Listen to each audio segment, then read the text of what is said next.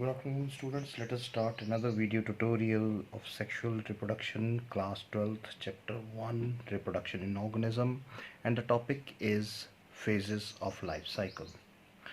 Now, in our biodiversity, if we see, there are basically three phases in every individual's life cycle. Now, what are those three phases? Number one is juvenile phase. Number two is reproductive phase, and number three is senescent phase. Now ये तीन phases है. These are the three phases. Now let us see one by one what are these phases. एक छोटा सा topic है और it's a quite important topic. Now many neat questions, at least one neat question off and on comes from this topic, and academically भी ये बहुत ही it's an important topic to understand. Now let us start this juvenile phase. Let us take first part, which is juvenile phase. Now if we see the juvenile phase, it's basically हम इसे कहेंगे, we call it pre-reproductive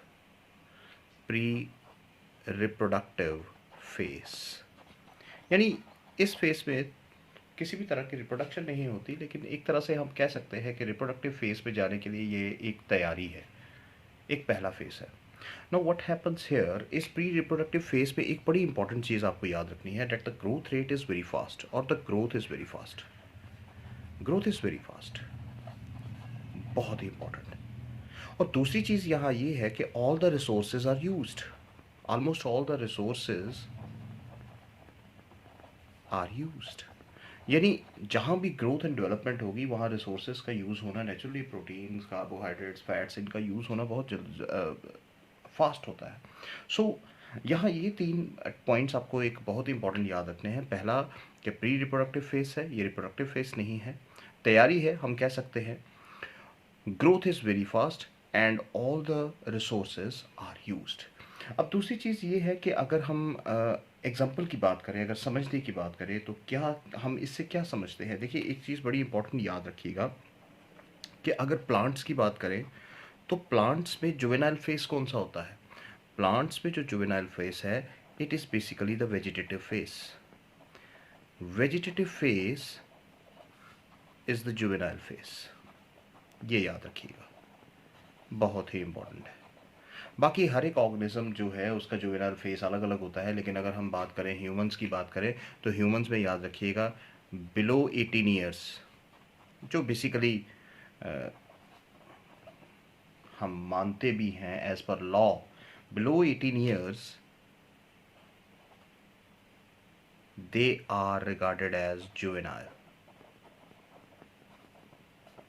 हम उन्हें juvenile कहते हैं. तो I hope you understood the first part juvenile, it is very easy. लेकिन जब हम दूसरी बात करते हैं, दूसरी हम यहाँ अलग से ले लेते हैं another very important point, that is reproductive phase. Now what is reproductive phase? As the name implies, you know it, you all are aware that reproductive phase means it is the ability of an organism to raise their generation, means it has the ability to reproduce. Very very important point, very important point, yani ability to reproduce. अब ये reproductive face है naturally. यहाँ पर क्या है, यहाँ एक चीज़ याद रखिएगा, growth is slow. Growth is slow होती है, लेकिन यहाँ एक चीज़ बड़ी इंपॉर्टेंट होती है. वो इम्पॉर्टेंट चीज़ क्या है कि यहाँ पर सेक्सुअल ऑर्गन्स मैच्योर होते हैं. Maturity of the sexual organs, ये भी याद रखना है. देखिए अलग अलग पॉइंट्स हैं हर एक के, मैच्योरिटी ऑफ ऑर्गन्स और हम कह सकते हैं सेक्सुअल ऑर्गन्स. मैं यहाँ लिख देता हूँ. ये पॉइंट्स लिखने का मेरा मतलब ही यही है. इस तरह से थोड़ा सा मुझे लगता है कि it is a kind of virtual teaching, जहाँ मैं नोट्स भी आपको या साथ साथ थोड़े थोड़े हम आपके साथ शेयर कर रहा हूँ, अपने व्यू पॉइंट शेयर कर रहा हूँ. अब यहाँ पर चौथी चीज़ जो यहाँ इम्पॉर्टेंट आती है, जब हमने कह दिया कि मेजॉरिटी ऑफ द और सेक्सुअल ऑर्गन्स, चौथी चीज़ यहाँ ये आती है कि देखिए there is a one objective MCQ which comes from this part, the early phase of reproductive phase is known as, हम इसे क्या कहते हैं? Now remember, it is known as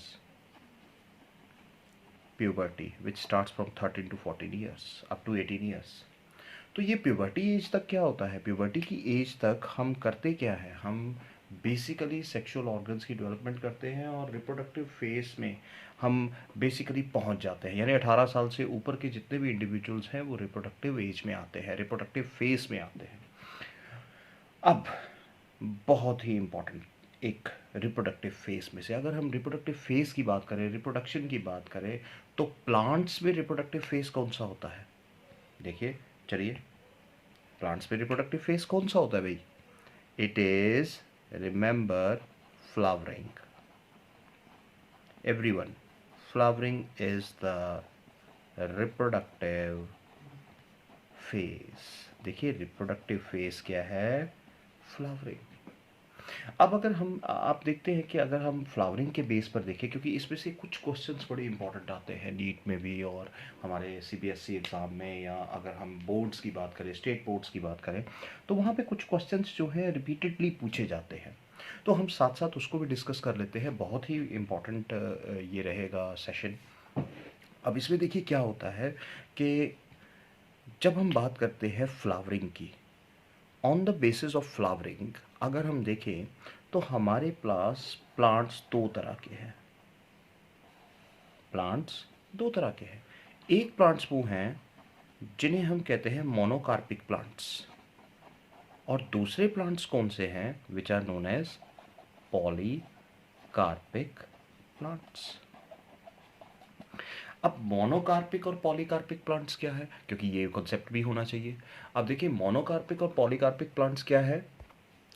देखिए, monoparpic plants are those plants which bear flowers only once. Bear flowers only once in their life cycle. एक ही बार, यानी वो mature भी होते हैं, फ्लावरिंग भी करते हैं, फ्रूट्स भी देते हैं, और उसके बाद ये प्लांट ख़त्म हो जाता है। अब इस मोनोकार्पिक प्लांट में जो रिप्रोडक्टिव फेस है वो 1 साल का ही है। उसी के दौरान वो फ्लावरिंग भी करते हैं, वेजिटेटिव ग्रोथ भी होती है, रिप्रोडक्टिव ग्रोथ भी होती है, और अल्टीमेटली वो डाई हो जाते हैं। नेक्स्ट ईयर हमें दोबारा से उनको ग्रो करना पड़ता है। अब यहाँ पर जो एग्जांपल्स हैं, एग्जांपल्स हमारे पास बड़ी ही इंपॉर्टेंट एग्जांपल्स आ जाती हैं। और एग्जांपल्स क्या है? What are those examples? The examples are annuals and biennials. देखिए, हम सभी जानते हैं एनुअल प्लांट्स कौन से होते हैं और बाइनियल प्लांट्स कौन से होते हैं। हम जानते हैं कि एनुअल प्लांट्स वो हैं जिनका लाइफ साइकिल 1 ही साल का होता है, बाइनियल्स जिनके 2 साल का लाइफ साइकिल होता है, और पेरिनियल्स जिनका 2 से ज़्यादा ईयर का लाइफ साइकिल होता है। अब यहाँ एनुअल्स जो हैं, यहाँ कुछ एनुअल्स के मैं एग्जांपल लिख देता हूँ ताकि आपको याद रहे। जैसे बड़ी ही कॉमन चीज़ें हैं, वीट, राइस है ना, राइस है। उसके बाद कॉर्न है, ठीक है। उसके बाद आप देखते हैं देयर इज़ ए लेट्यूस, हाँ, बहुत ही बढ़िया, ये भी एक अच्छी एग्जांपल है। लेट्यूस भी एक अच्छी एग्जांपल है। सनफ्लावर एक अच्छी एग्जांपल है। सो मस्टर्ड एक अच्छी एग्जांपल है। वाटरमेलन एक अच्छी एग्जांपल है एनुअल्स की। तो बहुत सारी एग्जांपल्स हैं, आप बुक्स में भी देख सकते हैं या नेट पे आप सर्च कर सकते हैं, बहुत सारी एग्जांपल्स दी हैं। उसी तरह से कुछ बाइनियल्स भी हैं। अब जब हम बाइनियल्स की बात करते हैं तो बाइनियल्स में हमारे पास क्या आ जाती है? आप देखिए, देयर इज़ रेडिश, है ना, कैरेट आ जाती है, कैबेज आ जाती है, देखिए बहुत सारी आ जाती है, ओनियंस आ जाती है। तो ये सारी एग्जांपल्स क्या हैं? बाइनियल्स की है। तो एनुअल्स और बाइनियल्स जो है basically they are the monocarpic plants, they are the monocarpic plants. अब देखिए, ऐसा नहीं है, यहाँ पर एक चीज़ एक्सेप्शन आपने याद रखनी है, खास तौर पे दो एक्सेप्शंस आपने याद रखनी है। पहली कि कुछ ऐसे पेरिनियल प्लांट्स हैं विच आर ऑल्सो मोनोकार्पिक। देखिए, बहुत ही इंपॉर्टेंट, वेरी वेरी इंपॉर्टेंट।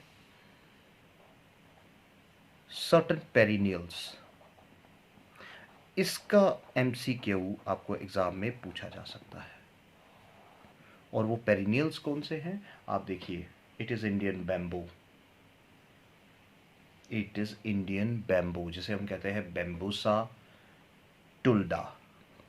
सो मैं इसका नाम थोड़ा दूसरे कलर से लिख देता हूँ, इट इज़ बैम्बूसा टुल्डा। और दूसरा जो आता है, एक और है, मेलोकाना बैम्बूसॉइड्स, मेलोकाना बैम्बूसॉइड्स। और ये दोनों बैम्बूस की वैरायटी हैं। और इनकी सबसे आपको बात कहूँ कि सबसे एक पेरिनियल्स, नेचुरली हमने कहा कि वो प्लांट्स जो 2 से ज़्यादा साल लेते हैं अपनी लाइफ साइकिल को ग्रो करने के लिए। अब यहाँ पर जो मैंने 2 एग्जांपल्स आपकी लिखी हैं पेरिनियल्स की, one is Bambusa tulda and another is Melocanna bambusoides. इनकी सबसे बड़ी स्पेशलिटी क्या है आप जानते हैं? देखिए, इनका जो वेजिटेटिव फेस है, वेजिटेटिव फेस बड़ा ही लंबा होता है, it is quite long, quite long. और कितना? 50 टू 100 ईयर्स। और उसके बाद ये अपना रिप्रोडक्टिव फेज शुरू करते हैं, जिसमें ये फ्लावरिंग भी करते हैं, फ्रूट भी करते हैं, और ख़त्म, डाई। यानी 50 से 100 साल सिर्फ इनको अपने वेजिटेटिव ग्रोथ में ही लग जाते हैं। सो ये क्या है, उसके बाद सिर्फ once they flower, only once, and die. These are monocarpic plants. So I hope you understand this. Then another very important example जो एग्ज़ाम में पूछी जाती है, it is, हम उसको साउदर्न लैंग्वेज में हिंदी में भी कहते हैं kurinji. It is known as kurinji, यानी the botanical name is स्ट्रोबिलेंथिस,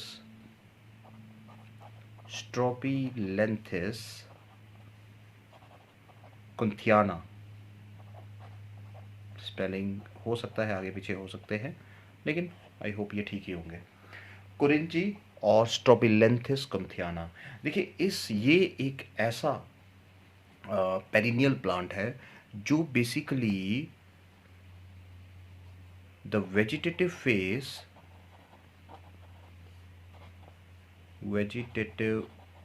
face is of 12 years, और ये हर 12 साल बाद फ्लावरिंग करता है। इसको कुरिंजी क्यों कहा जाता है? देखिए, एक तो ये साउथर्न रीजन में होता है, और दूसरी चीज़, इसके जो फ्लावर्स है वो ब्लू कलर फ्लावर्स होते हैं, ब्लू कलर फ्लावर्स होते हैं। और ये 12 साल बाद एक ही बार आते हैं। और किस मंथ में आते हैं ये भी याद रखिए, अगस्त टू अक्टूबर के मंथ में ये ब्लूम करते हैं। ब्लू फ्लावर्स 3 महीने के लिए ब्लूम करते हैं, और उसके बाद ये प्लांट ख़त्म हो जाता है। लास्ट टाइम याद रखिए 2018 में ये ब्लूम किया था, और अब नेक्स्ट जो है ये 2030 में फ्लावरिंग होगी इसकी। तो आप देख सकते हैं कि किस तरह की बायोडाइवर्सिटी है हमारे लिविंग वर्ल्ड में, अजीबोगरीब चीज़ें हैं, वेरियस वेरियस एक्सेप्शनल इन्वायरमेंट है, और हमें इसे प्रिजर्व करके रखना है। मैं साथ साथ ये भी कहूँगा, हमें इसे प्रिजर्व करके रखना है ना। ये तो बात आ गई कि मोनोकार्पिक प्लांट्स क्या है, और इसमें से ये जो 2 एग्जांपल्स मैं आपको बता दूं, एक बैम्बू की और दूसरी kurinji, the blue flower Strobilanthes kunthiana. ये आप याद रखिएगा, ये आपको नीट में पूछी जा सकती हैं, आपके एग्ज़ाम में पूछी जा सकती है। सेकंड चीज़ आ जाती है हमारी, देखिए जो बहुत ही इंपॉर्टेंट है, it is polycarpic plants. Polycarpic plants, अब नाम से हमने मोनोकार्पिक में क्या पढ़ा कि जिनका जो फ्लावरिंग है, फ्लावरिंग पीरियड जो है, it is only once, they flower only once. अब यहाँ क्या है, These are basically all are perennial plants. These are perennial plants. अब इससे क्या आप समझ रहे हैं? What do you understand by this? Perennial plant means their growth period is more than 2 years. Their vegetative period is more than 2 years, and after that they flower every year. After that they flower every year. यानी इनका जो maturity period है वो क्या है? It is more than 2 years. Maturity period is more than 2 years. And then they basically flower. फिर क्या है? फ्लावर है. अब उसके बाद क्या होता है कि देखिए, अब पॉलीकार्पिक प्लांट्स में क्या है, हम यहाँ ये तो समझ चुके हैं कि पेरिनियल प्लांट्स हैं, maturity period is more than 2 years, and after that they flower, fruits and die. और यहाँ पर आपके जितने भी बड़े ट्रीज हैं आप देखते हो, there are common examples are there, very common examples. वो कॉमन एग्जाम्पल्स क्या है? Everyone you know it. Let us revise. Mango, guava, जितने भी बड़े ट्रीज हैं, आप लेमन ले लो, ऑरेंज ले लो, लीची ले लो. So all these are polycarpic plants. आप देखते हो इनको ग्रोथ के लिए बहुत समय चाहिए होता है. और यहाँ क्या है? Very few. अब यहाँ एग्जाम्पल एक जो याद रखने वाली है, जो एक पॉइंट याद रखने वाला है, एक एक्सेप्शन याद रखने वाली है. Very few perennial plants flower throughout the year. ये बहुत, क्योंकि वो पूरे साल फ्लावर नहीं करते. सो few perennials, let us write down a point, flower throughout year. और वो कौन सा है? It is, let us write down an example. Example is, आप जानते हैं, hibiscus, रोजा सिनेसिस, यानी सिंपल शब्दों में चाइना रोज. ये एक ऐसा प्लांट है जो सारे साल फ्लावरिंग करता है. It's a polycarpic plant. It's a polycarpic perennial plant. और याद रखिए कि बाकियों में क्या होता है? बाकियों में बाकी जितने भी पेरेनियल्स हैं उनमें एक ही बार फ्लावर आएंगे या 2 बार फ्लावर आएंगे, बीच में फ्लावरिंग नहीं होती है. और वो जो बीच का समय होता है, इंटर फ्लावरिंग पीरियड, याद रखिएगा, वो जो बीच का समय है which is known as inter flowering period, very important point, is known as recovery phase. Everybody, recovery phase. Why this is known as recovery phase? Because the plant has to build all the resources for further development, for further flowering. So there is an interflowering period which is known as recovery phase, and in which the plant has to develop or to build the resources. और उसके बाद आपका आ जाता है last phase. और वो last phase कौन सा है? हालांकि एनिमल्स में भी इसी तरह से होता है. देखिए, एनिमल्स में भी जो रिप्रोडक्टिव फेज है, वो रिप्रोडक्टिव फेज, चलिए हम एनिमल्स की भी बात कर लेते हैं.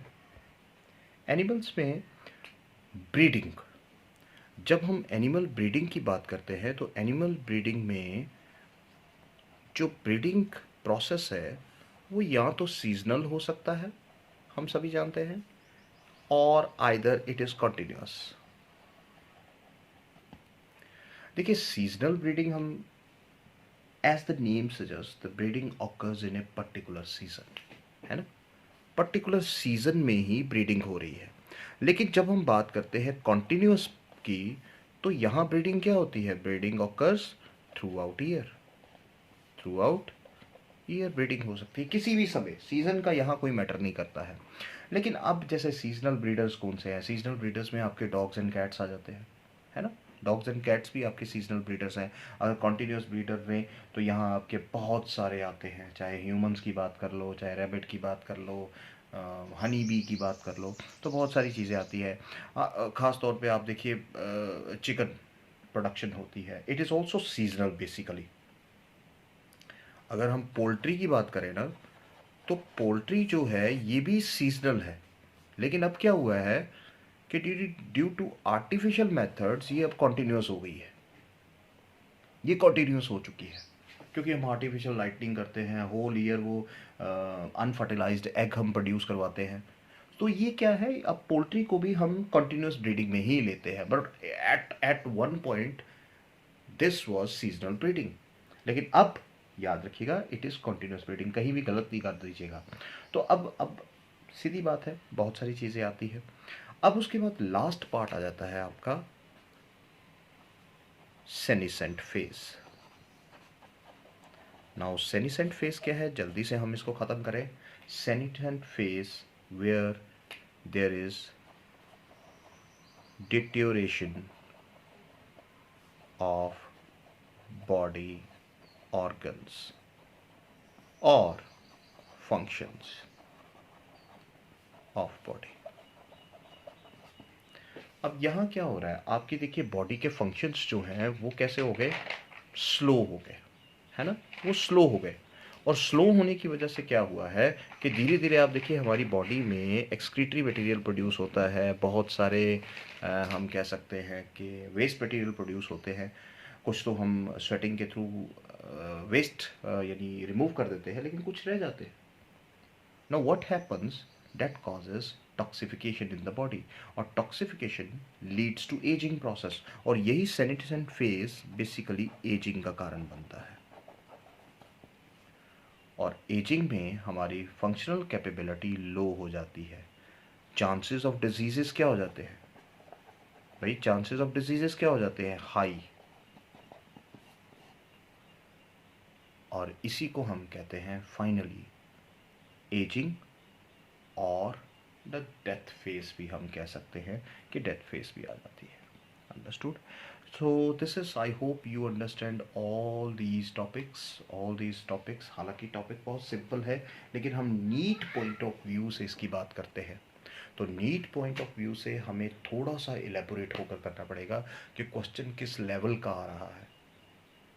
सो मेरी यही कोशिश रहेगी, I hope you understand all the topics very carefully, and every topic is being taught on the basis of your exams and previous NEET exam questions. Understood? So let us hope you understand this, and next we will do another sexual reproduction topic, chapter 1 का हम next time फिर से करेंगे। चलिए, thank you very much।